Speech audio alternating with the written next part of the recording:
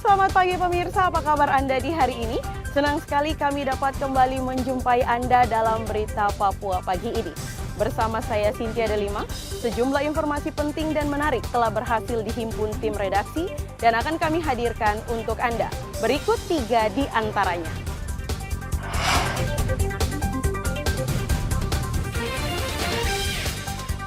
Ditembak kelompok bersenjata, seorang tukang kayu di Intan Jaya tewas. Mesin pesawat Trigana Air keluarkan api, penumpang panik dan keluar lewat pintu darurat. Tertib administrasi kependudukan, Pemkot Jayapura lakukan razia KTP.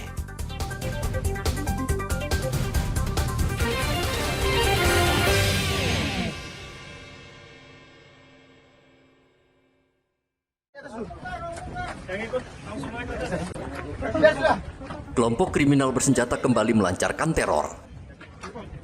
Kali ini anggota KKB menembak mati seorang warga sipil di Kabupaten Intan Jaya, Provinsi Papua Tengah pada Selasa kemarin. Korban adalah seorang tukang kayu bernama Stephen Wakari.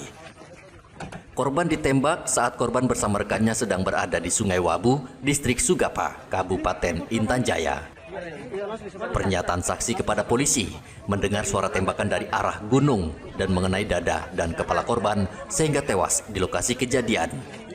Melihat korban jatuh, saksi langsung melarikan diri ke pos polisi Sugapa dan melaporkan kejadian itu. Namun ketika polisi tiba di lokasi, pelaku sudah melarikan diri. Kami dari Satgas Operasi Damai Kartens akan tetap melakukan upaya pengejaran dan penegakan hukum terhadap kelompok KKB yang aktif melakukan gangguan Kamtipmas di wilayah Intan Jaya, Papua Pegunungan. Perlu diinformasikan bahwa KKB yang telah melakukan penembakan terhadap warga sipil ini merupakan kelompok Kodam 8 pimpinan dari Adu Wanimbo alias Adu Magai.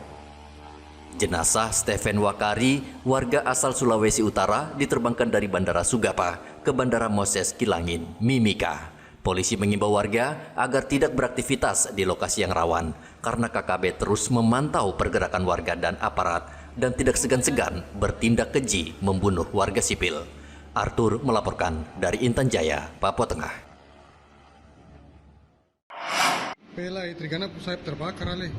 Pesawat Trigana Air tipe Boeing 737-500 pada hari Selasa seharusnya terbang dari Bandara Sentani, Kabupaten Jayapura dengan tujuan Wamena, Kabupaten Jayawijaya.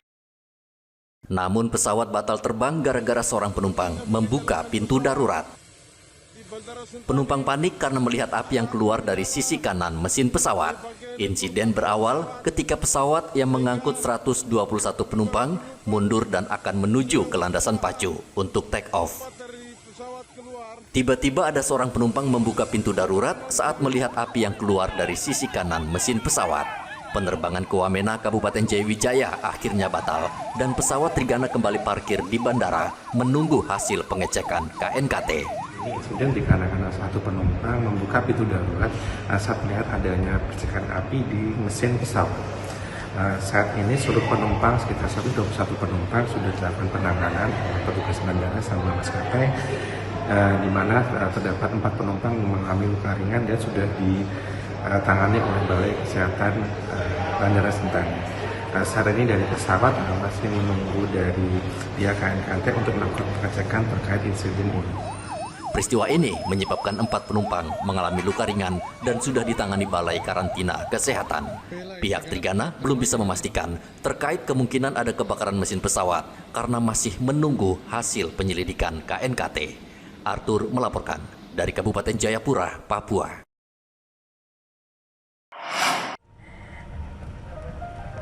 Pemerintah Kota Jayapura menggelar operasi justisi kartu tanda penduduk di ruas Jalan PTC Entrop, Kota Jayapura. Operasi menyasar warga yang mengendarai sepeda motor maupun mobil. Operasi justisi ini bertujuan untuk memastikan setiap penduduk memiliki KTP menjelang pemilihan kepala daerah. Penjabat Wali Kota Jayapura, Christian Sohilait, mengimbau warga Kota Jayapura yang belum memiliki KTP agar segera mengurusnya. Dan ia juga meminta petugas agar menerapkan pendekatan humanis dalam operasi justisi. Lakukan penertiban dokumen kependudukan. Dan hari ini kita mulai.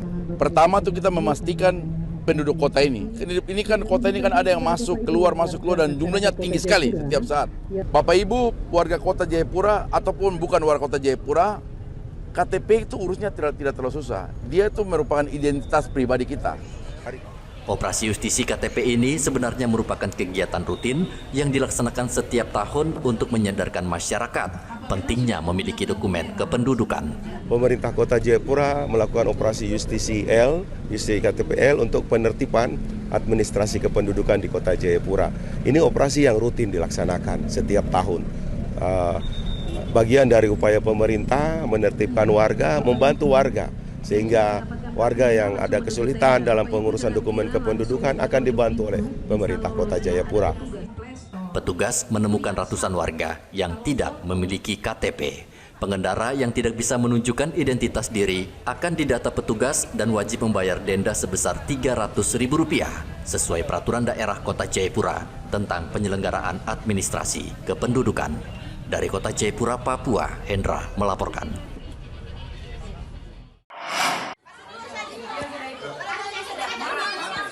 Sekelompok ibu-ibu ini adu jotos di halaman kantor Mapolres Mimika.